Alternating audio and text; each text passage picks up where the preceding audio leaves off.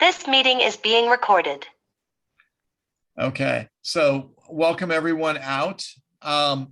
We are lucky to have a guest speaker today, our last meeting of the season, and that means you don't have to listen to me talk for 45 minutes. Carl Attride is with Martin County Genealogical Society, right, Carl? Right, David? I said that wrong, didn't I? I Yes. said David Attride. Well, you led with my German Yes, middle name. yes.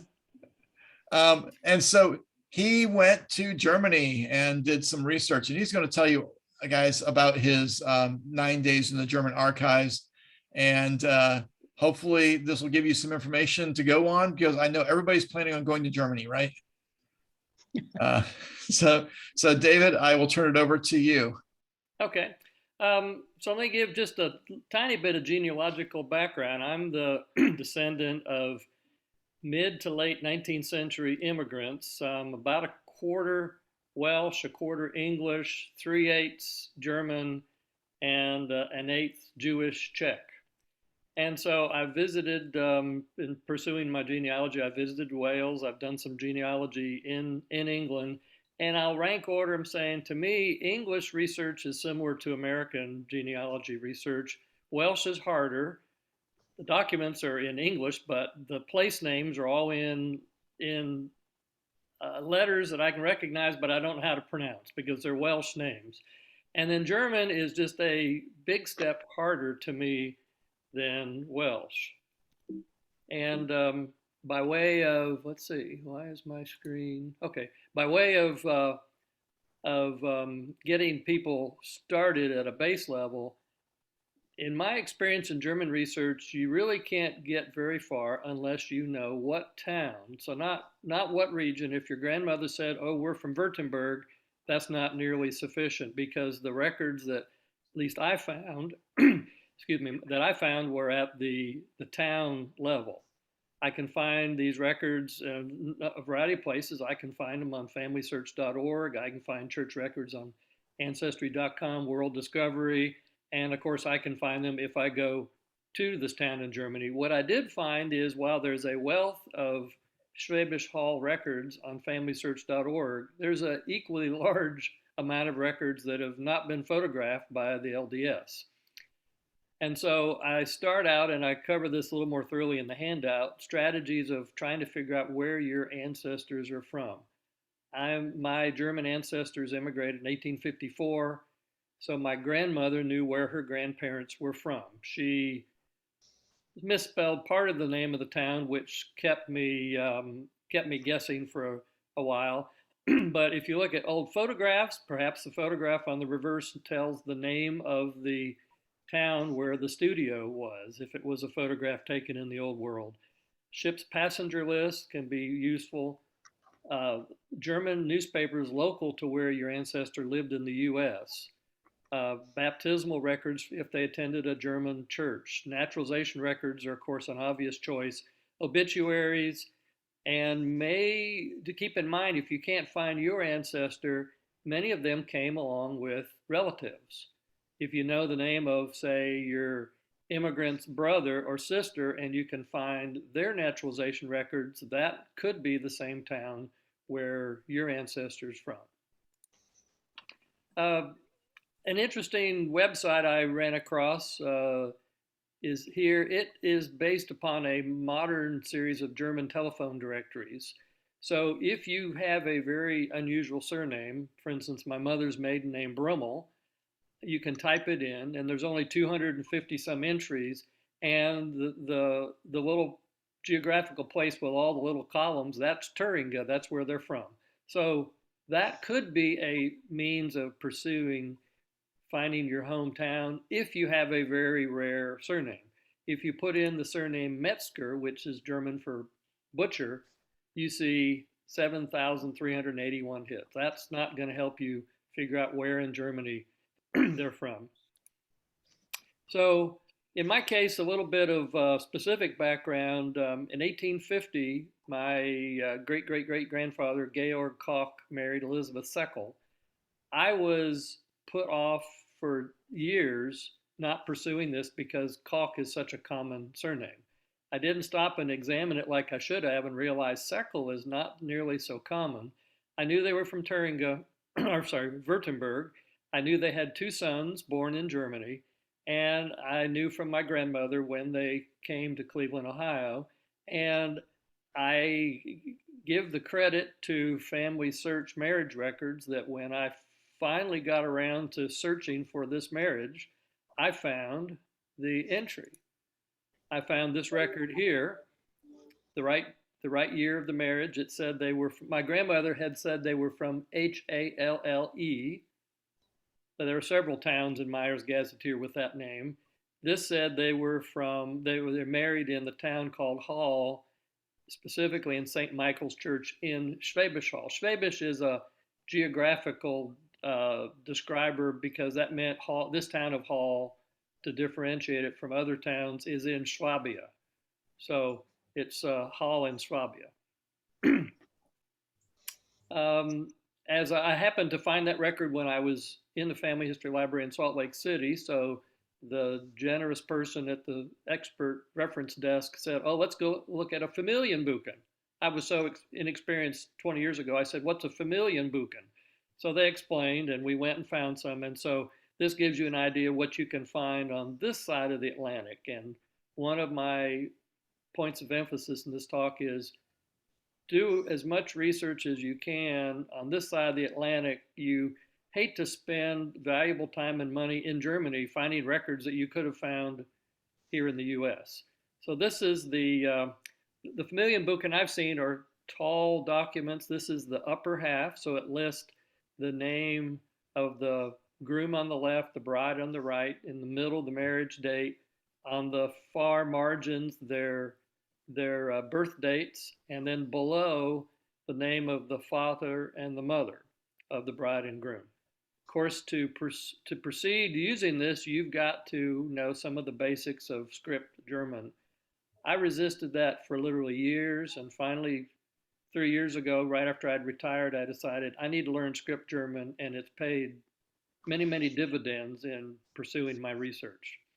Because you just can't expect, in my experience, to find digitized summaries of records. I mean, I just showed you a marriage record, but many of the records you're going to find are handwritten, and you've just got to, you're going to miss, I'll say, valuable veins of gold if you choose to avoid looking at handwritten German records. Here's the bottom part of that document. So it lists the 5 children, the date they were born, and when they were confirmed, and then some, to the right is some information about follow-up where individual number 3, David Friedrich, has his own Familienbuchen in Book K, Folio 173. So that's the lay of this land of this record.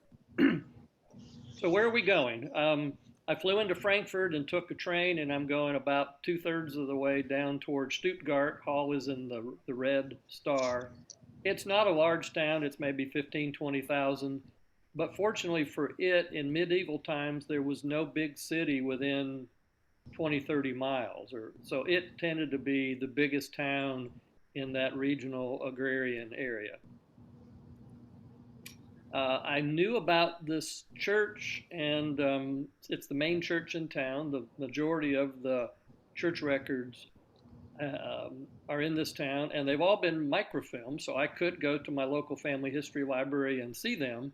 But what I knew from a very brief visit to this town 20 years ago is, unlike other Lutheran churches I've seen in Germany, this church is rich in death memorials. I'll show you a few pictures. So when they transitioned from Catholic to Evangelisch, their new pastor said, no, don't take down the images of Christ and these beautiful paintings. Let's use them to remember our loved ones. And so the reason I spent money to buy this book is for this diagram right here. It's a layout of the church showing 100 different memorials around the church. And so it allowed me to prepare myself to say, well, what memorials do I want to see when I'm in this town? So another theme of my talk is plan ahead and look for ways to save time. In other words, don't show up in an archive and say, I wonder what they have. let me spend my whole first day looking at their directory of the contents of the archive. If you can get that information here before you leave, then make a plan of what you want to see. And the reason this map is so useful is here is the bottom text of a painting of a person. This is hard to read. And they don't mount these paintings because of where stained glass windows are placed. They don't also necessarily mount these text portions of the paintings at head level. They may be 8 feet up off the floor. So you're bending your head back, your neck back to look at it, and you're reading, and I can see, okay, Anno Christi 1620, and I can slowly make out who this is, and and I didn't want to spend 4 hours wandering around the church studying 100 different memorials to figure out the 10 that I was interested in. So I went with a list before I had a list before I arrived. So different genealogical trips will, of course, have different objectives. My objective is I plan to write a book about this town. There's a dozen books written all in German that I know of. There's 1 or 2 books written about this town in English, and I want to tell for an English reading audience the story of this town. A key to its wealth was a naturally occurring salt spring, and so hundreds for probably 500 years, people in the town boiled salt water using massive amounts of timber to derive the salt, which they then used to sell for people who were preserving meat. I wanted to put together my genealogy of key ancestral families from this town. I think genealogical books with no graphics are very dry reading, so I wanted some interesting graphics in the book from places that I list here. I knew to expect family trees. I found family trees drawn in the 1750s by a town scribe. I was able to see some of those. I'm bringing up a concept that is not commonly known, salt making control books. So in the early 1500s, 40 families had hereditary rights to boil salt water in a specific set of salt houses. And they kept record of who they were and their children. They were more generous than English inheritance law. Daughters as well as sons inherited salt rights. If you left the city, you gave up your salt rights. So my ancestor, when they came to the US, their parent was a salt maker, but they gave up the rights because they came to America. And so there were pensions that needed to be distributed, and the salt making control books kept track of those pensions. And through a quirk in German law, the salt making process, which in actuality stopped in the 1920s, is still legally active, and there are salt makers in Schwäbisch Hall today. They have an annual festival, and they receive a pension every year. Unfortunately, it was not indexed for inflation, so they pay €8 administrative fee to collect a €6 pension.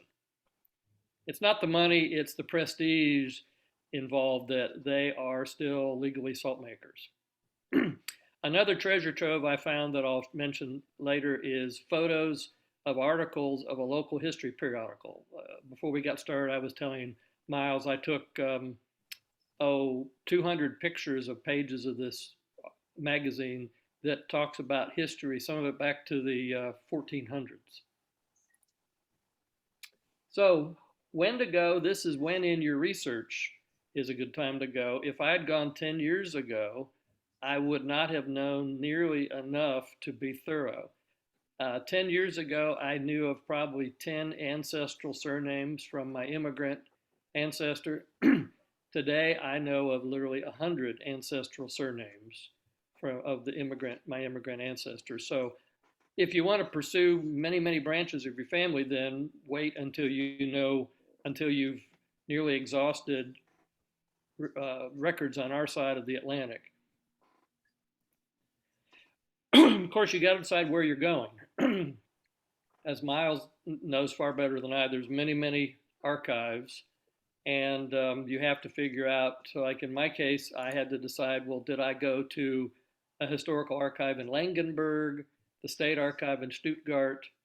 I chose to go to the town archive in the city of my ancestors, Schwäbisch Hall, because I had specific plans for taking photographs, and I knew the salt making control books were not at the state archives, but in the, the local city archive. I'm a big proponent of making lists after one puts your objectives together. So it would be really helpful to your trip if you had a plan of what you wanted, consistent with your objectives, and if you looked at the contents of the archive. I've only visited one archive in all Germany, so I don't want to make this sound like this is typical, but in the case of the archive I visited, um, they have an English presence. So if you just Google Schwäbisch Hall archive, you'll see the English face of their archive. If you look at the trailing email website or the website .en, if you replace that with a .de, you'll find the German language website. Well, it's a much bigger website. It may have 10 pages where the English website has 3 pages.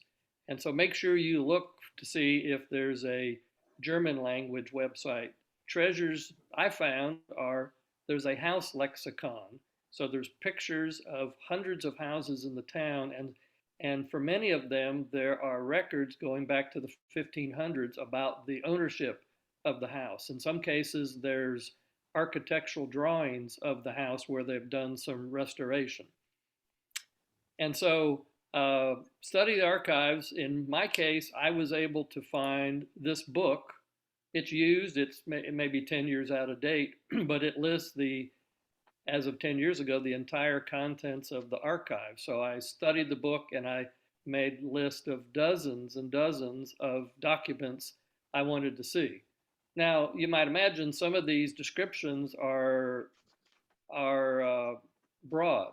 For instance, a famous town scribe was Siberius Mueller, and it says the 8 books of Siberius Mueller's genealogy.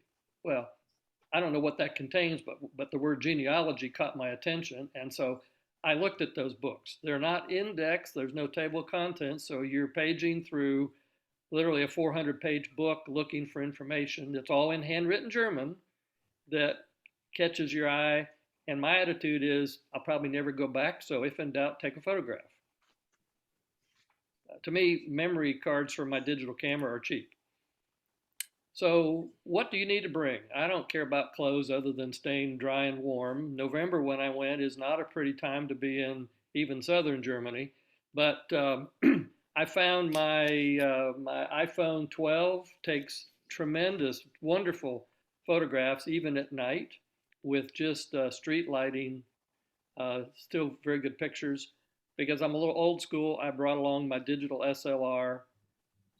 It proved to be very useful in doing something called HDR photography. So if you're in a church, if you've been in any churches in Europe, they're not well lit. And you've got a broad range of lighting, bright windows, dark central nave, and bring along a tripod because churches that I've seen are not happy if you try to use flash photography. And with a tripod and your camera set for doing HDR photography, it takes my camera takes 3 images and it blends the best exposure of each of those 3 images. So it does a good job of illuminating the stained glass windows and the darker portions all in one digitally synthesized image. Of course, I took my laptop. I had my town database of ancestors on my laptop. I took an external hard drive because I'm worried about memory cards going bad. I've had that experience.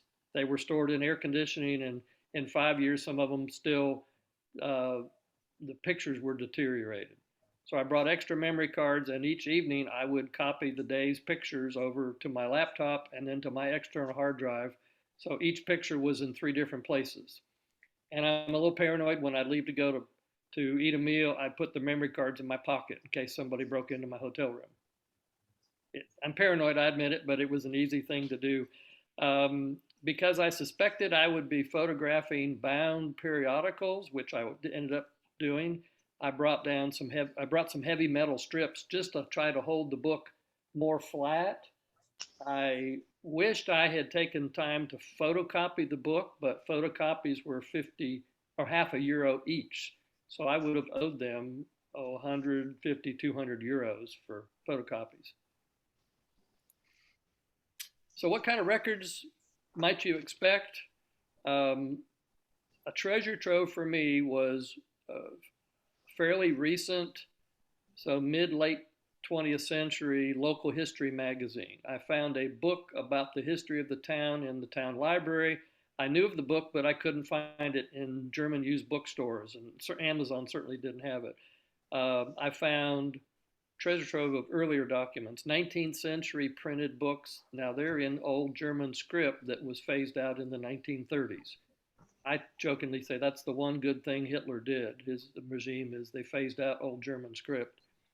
I found very useful records, but they were in handwritten books in old German script. I mean, like books from 1720, 1780.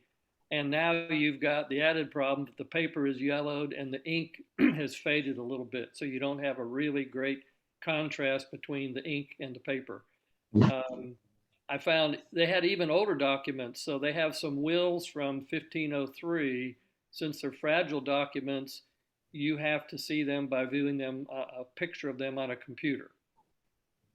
So I will say I cannot read German, and even modern, nicely typed German, but I can make out names in even old script, and so I can read family trees. I found so many family trees, I had to create an Excel spreadsheet to organize them.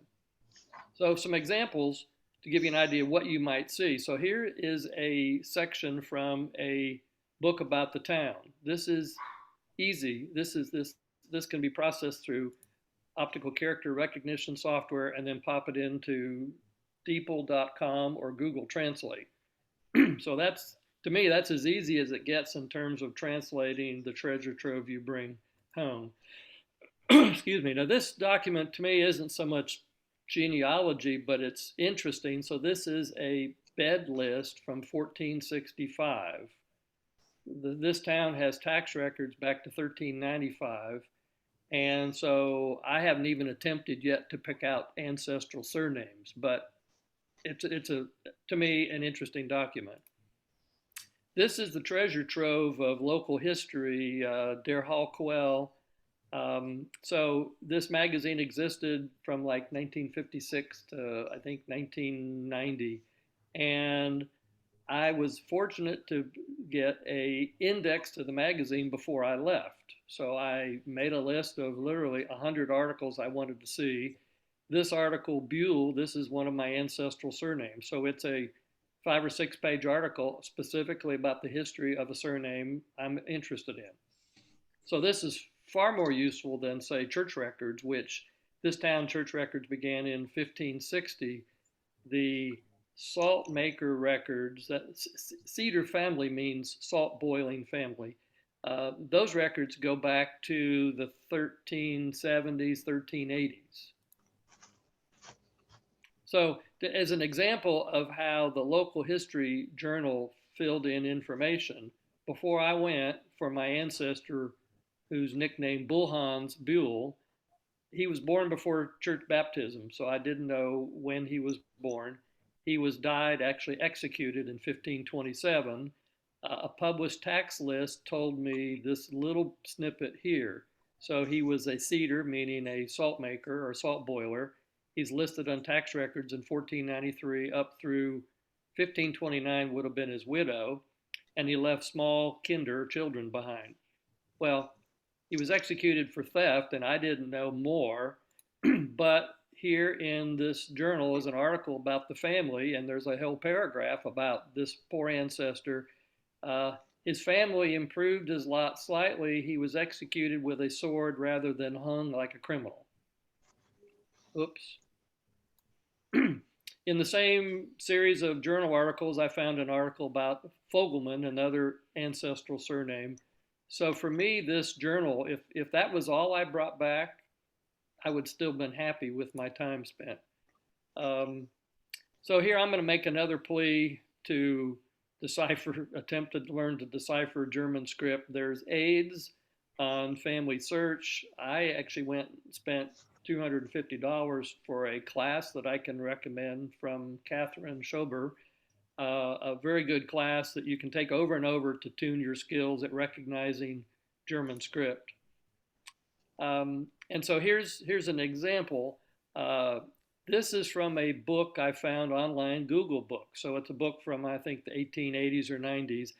I now have had enough brain activity reading or looking at this text that I sat down and typed the text in the middle and those 3 lines in modern German, and then I copied them over into Google Translate. And this particular phrase is not earth-shattering, but it's an example of how you can find valuable information. For instance, I'm sure many portions of Germany have history books written in the late 1800s that are out of copyright and may exist in Google Translate, in Google Books. Another benefit, and this was actually one of the reasons I decided I needed to learn script German, is while I've gotten tremendous resources from Family Search. Before I went across the Atlantic, the majority of the marriage records came from doing searches on Family Search. They're a wonderful resource. However, I cautioned you that I ran across an error that I believe this is not the only error. So on the far left is a record from Family Search. My ancestor Melchior, who in the year 1580 married, it says, Ottilia Botzen. Well, it turns out Botzen is not her maiden name. The record on the right is from Ancestry.com, the World Discovery, and it doesn't list a surname for her. So it lists the same marriage in the same town. And so I'm going to dive in a little bit into script German. If you look on Ancestry.com, I have a slight preference for it because it allows you to see the image of the church record. And I know I can do the same thing if I go to Palm City to my family history library, but I can do this from home. And so if you look at the 3rd line, it's describing the bride. And the red arrow, I've typed in readable text what the last half of that line says. It's describing the bride Ottilia, comma, Jacob Botzen, Selig, Naskelassen, Elik, Wittig, meaning Jacob Botzen is her deceased husband. So Botzen is not her maiden name as shown by the Family Search record. It is merely her previous husband's name. This town, and I'm not going to try to generalize to other parts of Germany, it seems like adults didn't stay single. I have an ancestor who was married 5 times. He was never divorced, but wives kept dying. I found cases of women in their 50s who husband passed away, and a few years later they remarried. They didn't have small children they needed to get help with. It just seemed that a society where being a single person was lonely or maybe even frowned upon socially. And so remarriages, I find, amongst my ancestors are very common. Moving on to some other things I found, here's an example of a family tree. This one for me is not that difficult to figure out. It starts with Jorg Mueller, comma, ALT, alt meaning the older. Another family tree, just drawn a little differently. This is the Blinzig surname. So here's an example of the salt maker control book, what they call the Hauptbuch. So an ancestor of mine, Joachim Buell, he was alive until the later 1500s. The red lines trace down to his 7 children, all of whom inherited a 1/7 of whatever his salt making rights were. And then I squeeze the image in, cut off at the very bottom in red text is a reference number to the page where you find each of those 7 descendants. And so this book is essentially a series of family trees for the purpose of tracking payments. So in the lower middle are a series of 2-digit dates. Those are the years beginning in 1830 when pension payments were made. So the book is primarily a record of was the pension paid, but it also serves to show the genealogy of the person. Here's a family tree that's going to be hard to decipher. It's several hundred years old. The paper's yellowed. The handwriting is not fantastic, and the layout is subpar, I'll say. Here's the church where many of these marriages happened. The church, the front square tower dates from the 12th century. The rest of the church is more 15th century. And inside this church, here's an example of a death memorial. So this is my ancestor, Leonhard Romick. I'll show you a blow up of the women to the right. Those are 5 wives. The people holding branches or sticks are daughters on the right, sons on the left, and up in the sky, those are grandchildren. So it's a 3-generation snapshot of his lineage. So here's the enlargement from before. So his wives are actually numbered and named. And there's an article about this person and their family, and it goes into much more detail about his background. So from Siberius Mueller's book on genealogy, I've got hundreds of pictures, and so here's an example of something I've only partially digested. The surname's Mueller, the given name is Basti, or short for Sebastian. The next word is he's a burgher. Down in the middle, there's the name Ursula and a date at the bottom, 1610. I haven't attempted to decipher more than this. My German reading skills need practice. But just to point out that script German isn't the only language that's hard to read. This is English.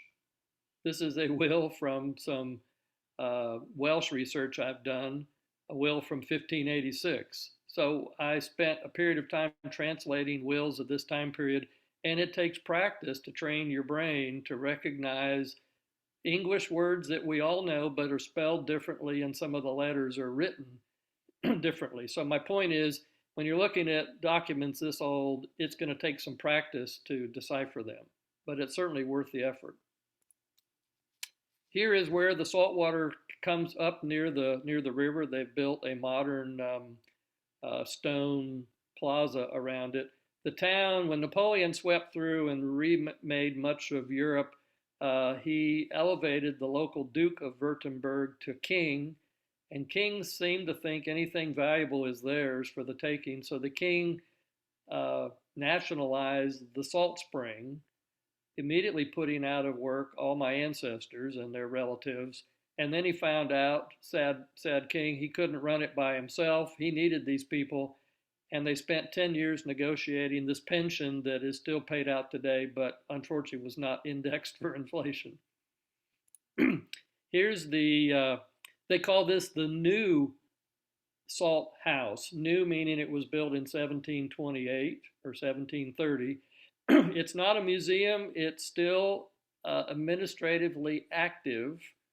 So I have a distant, like a 7th cousin who is a member. I'm shaking his hand as his name's Reinhold. As Reinhold's given me a pewter cup. So they invited me to visit. I couldn't just show up and expect entry. This is an unusual anachronism. It's a administratively active building, but from a industry that's been idle for 200 years. And around the room where I was in the previous picture, there's some interesting photographs of people who were prominent in that town, and we'll see if this name rings a bell. Herr Johann Jakob Bonhoeffer. He was Dietrich Bonhoeffer's 6th great-great-grandfather. Dietrich Bonhoeffer's family is from this town. Through the Hauser lexicon, I was able to establish that this is a building owned by my ancestor. It was a Gasthaus, or an inn, and a place you could not only stay but also eat meals. Today it's a steakhouse, and so I ate dinner there during my trip. Be open to planning a little extra time in your trip for things that are unexpected. I knew I was going to be visiting the local history museum, but when I was there, I found out that they had portraits that were all stored of earlier members of the town council from the 1600s. Well, I have enough of a genealogy database that I went and looked to see which of my ancestors might be council members. I shared that information with the archivist, where I spent 9 days, and he said, "Oh, I'll show you an article describing the list of all the town council for a 200-year period."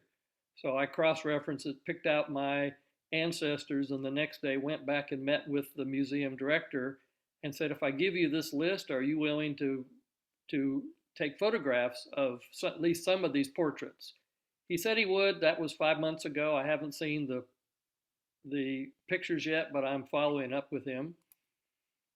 Another interesting thing I stumbled across, I guess I get fascinated by old, colorful documents. So this is a way of showing a marriage of nobles, showing their crest.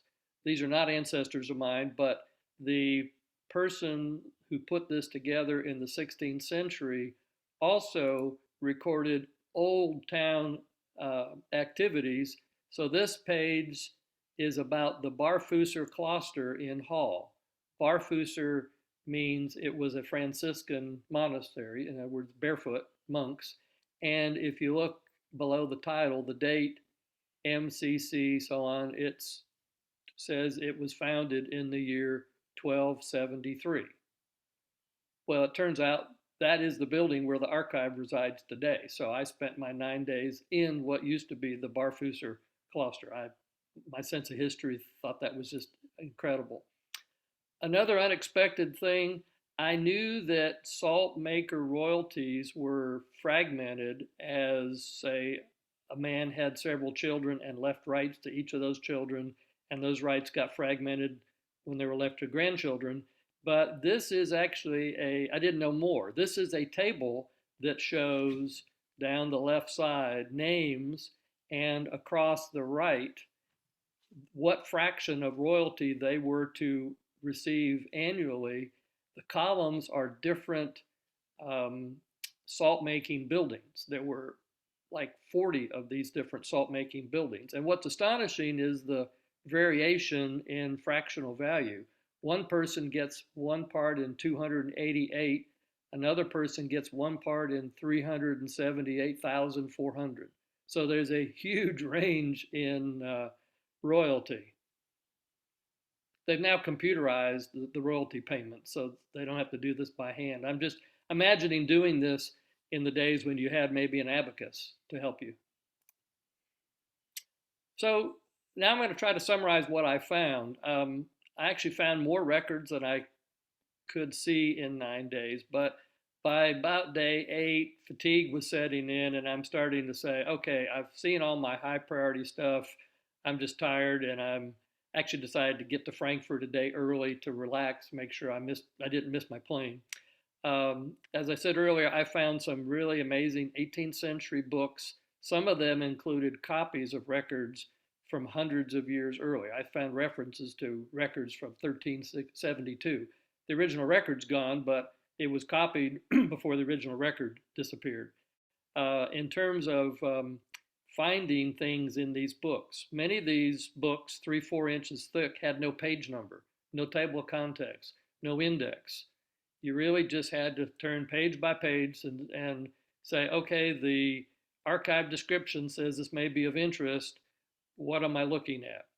And I'll add, while there's 100 microfilm in Family Search just for this one town, there's a very rich number of microfilm None of these things I've just described are in Family Search. So these are records that have never been photographed, at least by LDS.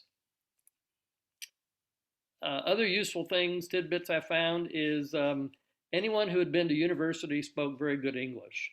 When I write emails, I don't write them in German or in English and then translate it to German. I did find my seventh cousin, he's a shoemaker, a master shoemaker. His English is as bad as my German. So we had a very difficult time getting beyond a few greetings. The archivist, where they were all very helpful, the local museum was helpful. They said, oh, you can use any picture, any photograph you take in our museum in your book, just give us credit for it. And I thought, that's great. One issue that didn't go well like I thought is my photos of the bound journal did not OCR well because of curvature of the page meant that this text was in focus over here near the margin was not in nice crisp focus. So the sad thing is I've had to retype 200 pages. That's just a matter of spending some time doing it. So I'll show you a few interesting graphics that I found in this local museum. So here's a painting of the town from the 17th century. You can see here I've zoomed in on the piles of timber floated downriver to fire all these pans of boiling water, boiling salt water. This is a local guy who made good. Tomasz Schleicher was born with no arms. Through a family that had some wealth and an interest in education, he went to school and learned to write with his feet so well that before his death in the late 1500s, he became one of the court scribes for the Holy Roman Emperor. So that's why I'd say he's a local boy made good. I say anytime you heat with wood and illuminate with candles, be ready for a fire. And so here's a painting after a major fire in 1728. It took out, the town extends part of it across the river, below the foreground of the picture, and it extends to the left, but the vast majority of the town was burned to the ground. And if you see the bridge in the lower left, when they rebuilt the town and they decided they needed a straight, broad street leading from the bridge to the church in the far upper right, they call that even today Neustrasse. So when they rebuilt the street in about 1730, they still call it New Street. Here's the picture of the town main square, and this is the Rathaus, or where the mayor lives, or where the mayor works. And the orange building is the building from the 1270s, the former monastery that's now the town archives. So I wanted to share a few thoughts on how to organize this treasure trove of things I've got. I have literally years of work that I can pursue. If your trip is successful, knowing where you're going, and let's say substantial, so here's a cross your finger, let's hope substantial records weren't destroyed in World War II. This town was not badly damaged in World War II. Expect to bring back a huge amount of information. I want to carefully record the title of each record that I looked at. So when I'm looking at either a paper copy or a digital picture, I can say, okay, so what record is this? Oh, okay, it's S.29AF. And then I can look at a description of what that is to know the nature of the record. So that's why I say make sure you obtain the archives description of each type of record. I took, not counting pictures around the town, I took 4,000 photographs of records. Now, some of these are big books, so I might take a picture of the main page and then take pictures of the top third, the middle, and the bottom third. So I might take four pictures of one page, but I still have a huge number of photographs. I assign my own reference number to each type of record. So if it's church baptisms of St. Michael, I give that a record name. If it's Mueller genealogy book, I give that a reference name. And so from my records I brought back, I created 250 new reference numbers for my cataloging system. I also cross-reference photos with each reference number. In other words, you don't want to look through 4,000 photographs to say, where are my pictures from this certain record? I can go to my summary of my 250 reference numbers, and for each one I can see, well, what pictures constitute the photographs I took for that record number. It was an easy thing to do in the evening. German TV wasn't worth watching. It was cold out. I wasn't going to walk around when it was 38 degrees and misty. I also took photographs of so many family trees. I created a large Excel spreadsheet just cross-referencing the family trees, because I have, for say a certain family, I have 20 family trees from different sources for the same family. At some point, I need to look at and study those family trees to see if they all are consistent or if there's differences. Some of these family trees go back to people who lived before church records existed. So you're dependent then on tax lists, which are not as descriptive as, say, a baptismal record. So you might end up having to accept that there's two different family trees describing a different father for your ancestor. So I'm going to stop and let people ask questions. Wow, David, that looked like a event-filled 9 days in Germany, and I can just imagine, even me just going back to Ohio for a couple of days and going through card catalogs and taking photos. I still haven't gotten through those from 3 years ago. So. Well, I am focusing on the records that are most important to the book I'm working on. And so I'm at least have my own version of priority. Yeah. So does anybody have any questions for David? You got to unmute, Joan.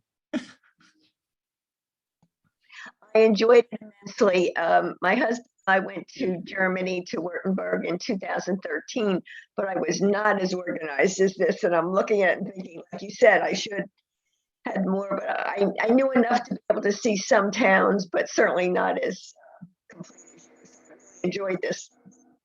Well, what helped me is to make the talk a little simpler, I didn't mention that on the 20th anniversary of German reunification, which I think was 12 years ago, I had a business trip to northern Germany, and we came into Frankfurt, drove to this town, arrived on a early Friday afternoon, and left on a Sunday morning. So I had a really short visit, and the archive was not open, but the church was. So I had seen a little bit of the town, so I kind of knew my way around, but I found the archivist is extremely helpful with limits. They won't do research. You can't say, hey, would you go look at the following birth records? They don't do fee for research. I'm going to do a test here. I've just discovered I missed a couple photographing a couple pages of an article, and I'm going to send him an email and say, may I mail you 10 euros to go take 3 pictures for me? I don't know if he's going to say yes or say, no, I'm too busy.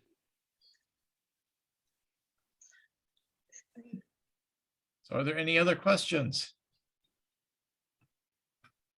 If you look in the chat, I did provide the link to the handout, which you should have got by email, and it's also in your calendar invite for today's meeting. But if you want to click on that for the handout. Also, David and I were talking a little before the meeting that I had done the talk on German archives at Roots Tech this year. And so I provided a link to the German archives talk along with the handouts. So the handout on my talk has links to the various different archives and the types of records that are in those archives. So, it's helpful for you to get an idea, as David was saying, know what's in the archives.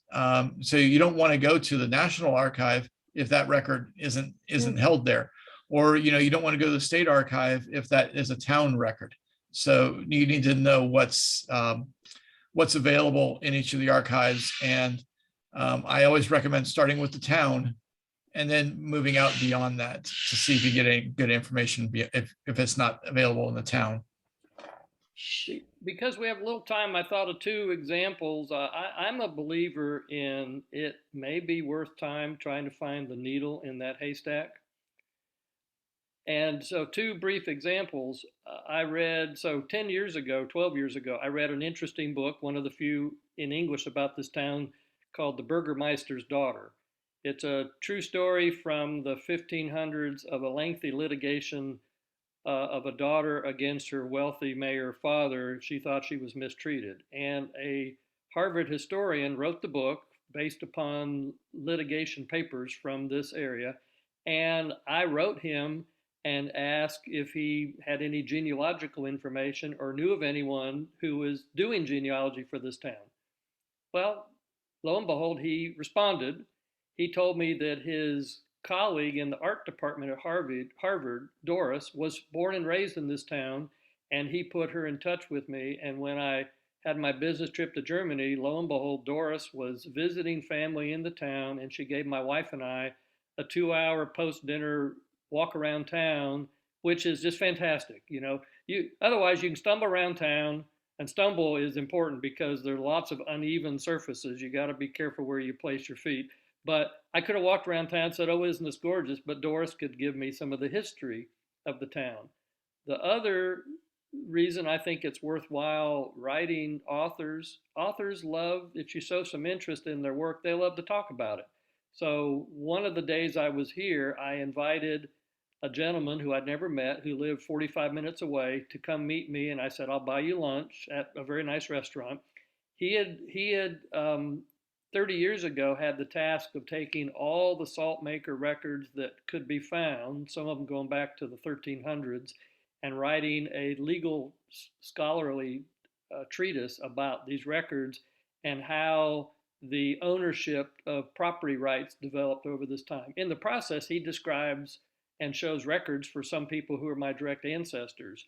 So had a nice lunch with him, and a dividend that paid off recently. I asked him if he had ever seen a list of the last boilers when Napoleon's puppet king took away the rights, and he said, "Oh, I know where that document is," and he recently sent it to me.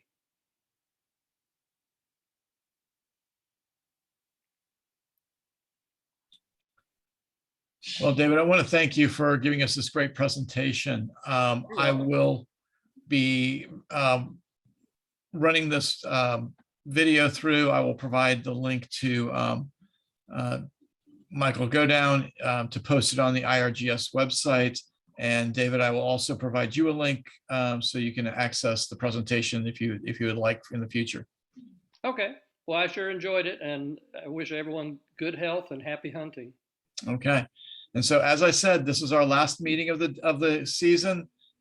Send me any ideas you have for next fall, and we will meet again in September.